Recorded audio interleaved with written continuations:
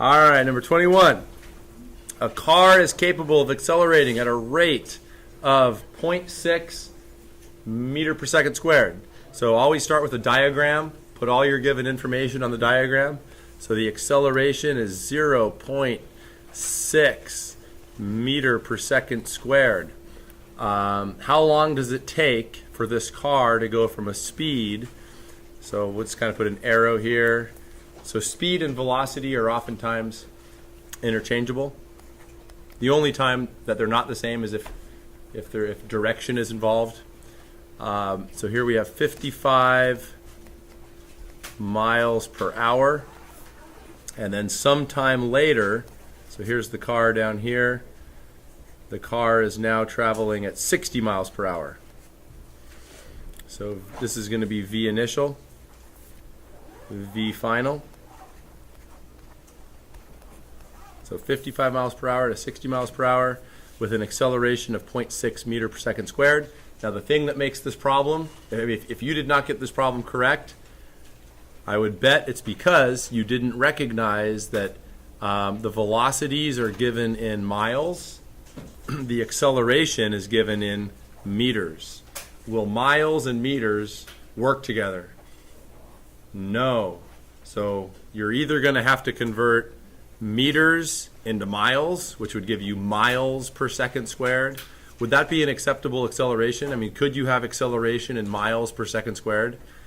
Yeah, it'd be kind of weird, but it would work. I think what would make more sense is to convert and then also notice hours. Do hours work with seconds? Nope. So let's start by converting 55 miles per hour into meters per second. So this will be a two-step conversion.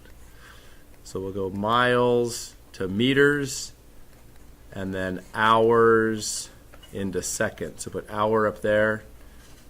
So you guys this is what chapter 1 was on, conversions. So why did I put miles in the denominator there? So it cancels. Why did I put hour in the numerator up here? So it cancels. All right, 1 mile, who runs track? What do they call the mile?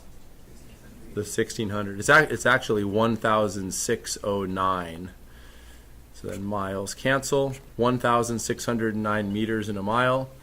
And then 1 hour is 3,600 seconds.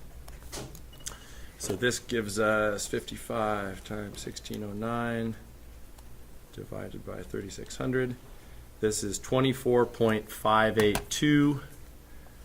24.582 meters per second. So this becomes 24.582 meter per second. And then when you do the same thing for the 60 miles per hour,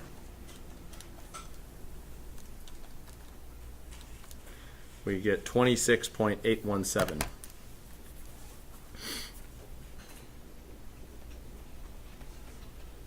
Okay, so now we're ready to go. The thing we're asked to solve for is what? The time. We're looking for the time it takes for this to happen. So now you go to the motion equations, and oftentimes there's going to be more than one equation that solves it.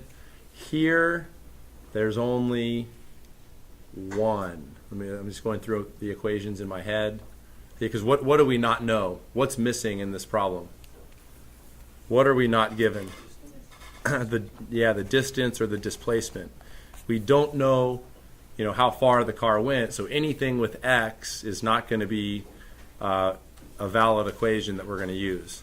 So the kinematic, the motion equation that's going to work here is VF equals V initial plus AT. Don't plug numbers in until you've done the algebra.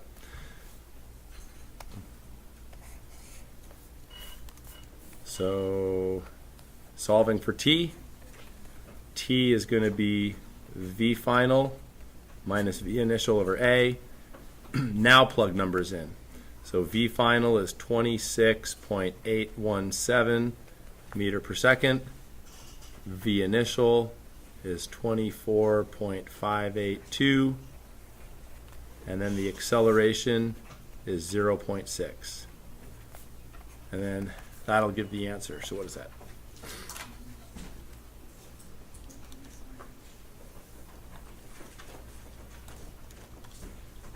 .7 seconds.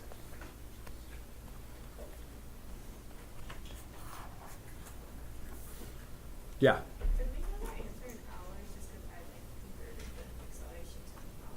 Yeah, I mean, as long as it's equivalent, the question was, could you put the answer in hours? Yeah, you could. Typically, we want to be in seconds. You know, in physics, we want to be in seconds for any distance or any length measurement, meters. Mass, we're going to be in kilograms. But as long as it's equivalent, it'd be right. Okay.